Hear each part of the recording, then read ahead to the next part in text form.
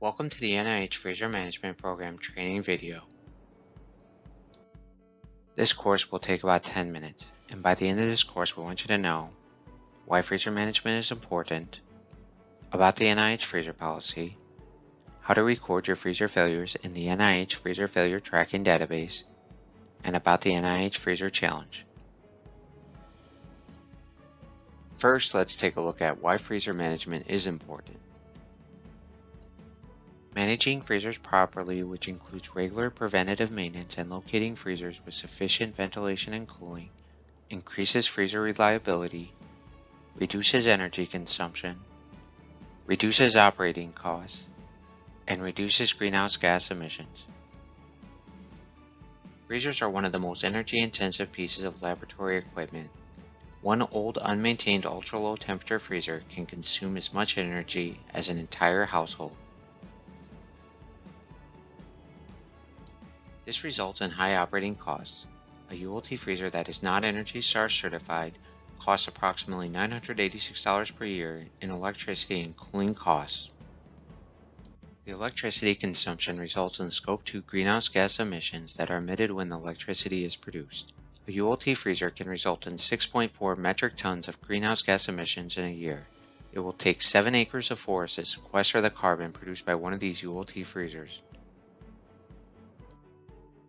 With 5,800 freezers in service at the NIH, the total energy consumption, operating costs, and greenhouse gas emissions really add up. Recognizing the impact of freezers, the NIH released the Freezer Policy, Manual Chapter 26101-16, to manage ULT freezers at the NIH to increase freezer reliability, reduce energy consumption, reduce operating costs, and reduce greenhouse gas emissions. Manual Chapter 26101-16 details how to manage freezers throughout their entire life cycle. The sections of the policy include selection, inventory, placement, maintenance, inspections, disposal, and responsibilities. We are going to go through each section in further detail. When purchasing a new freezer at the NIH, you must select an ENERGY STAR certified model. ENERGY STAR certified models consume approximately half of the energy of freezers without an ENERGY STAR certification. This is also a requirement of the Federal Acquisition Regulation. As a federal agency, the FAR requires purchasing ENERGY STAR products when they are available. Go to ENERGYSTAR.gov for a list of ENERGY STAR certified ULT freezers, lab-grade freezers, and lab-grade refrigerators.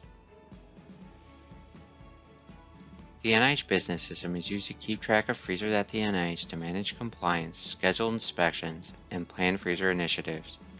All ULT freezers must be entered in the NBS database and have an NBS barcode decal. ULT freezers must be placed in locations with sufficient cooling and ventilation for efficient airflow to reduce the amount of work from the compressor. Hot air is exhausted from the back of the freezer, so there needs to be at least 5 inches of space behind the freezer.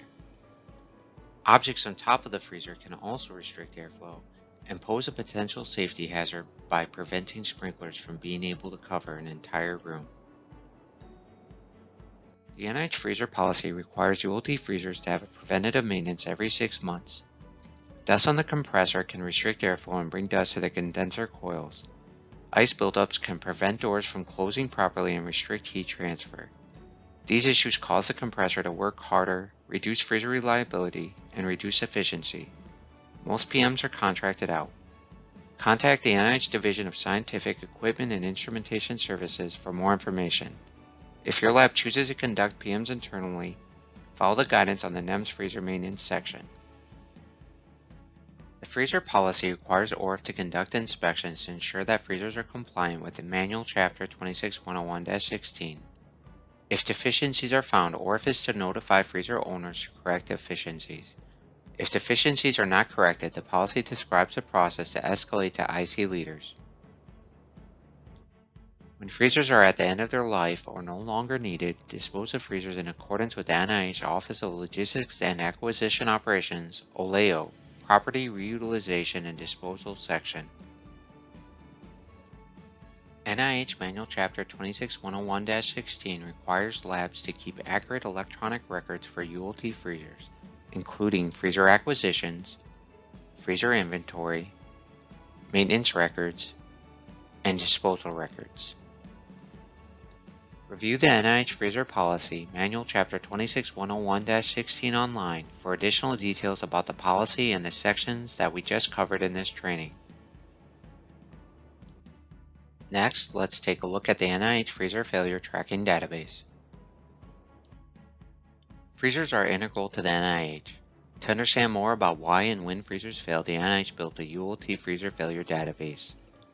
The Freezer Failure Database is located online in the NEMS Freezer Management section. To ensure accurate data, please record all ULT freezer failures in this database. Questions we would like to answer are: when do freezers fail? What are the most reliable freezers? How does preventative maintenance affect reliability? And does the temperature setting matter? Every entry helps us understand more about freezer failures, so even if you don't have all the information, enter as much information as you can. Some of the questions include: freezer make and model, how did the freezers fail, how old is the freezer, what was the temperature setting, and how often did the freezer have preventative maintenances. To increase freezer reliability and reduce energy consumption, labs can take freezer management to the next level by participating in the NIH Freezer Challenge. The NIH Freezer Challenge is a voluntary program that is held annually to increase freezer reliability and reduce energy consumption from freezers and refrigerators at the NIH. The NIH Freezer Challenge includes Freezer Challenge initiatives, and labs can choose which initiatives they want to complete. Some of the challenge initiatives include setting the temperature of ULT freezers to -70°C, discarding samples, defrosting freezers, sharing freezer space, transferring samples to LN2 freezers, maintaining an electronic sample inventory, and retiring unnecessary freezers. The NIH compiles the results from the NIH Freezer Challenge and competes as an organization in the International Freezer Challenge. Additionally, individual NIH labs have competed on their own in the individual lab category. The NIH has won as both an organization, and the NIH Laboratory of Cell Biology has won individually. Here's a certificate the NIH received for winning the 2020 International Freezer Challenge. Take the challenge. The Freezer Challenge is held annually from January 1st to May 1st. Visit the NIH Freezer Challenge site for more information about the challenge, labs that have participated, past results, and to sign your lab up. A complete challenge guide with more details about each of the challenge initiatives is also available on the Freezer Challenge site. Once you are ready, sign your lab up to take part in the next Freezer Challenge. To summarize, freezer management is important. By following Manual Chapter 26101-16, recording freezer failures, and joining the NIH Freezer Challenge, we can increase freezer reliability, reduce energy consumption, reduce operating costs, and reduce greenhouse gas emissions. Thanks for completing the NIH Freezer Management Program training. For more information, visit the NIH Freezer Management Program site at the link that is shown.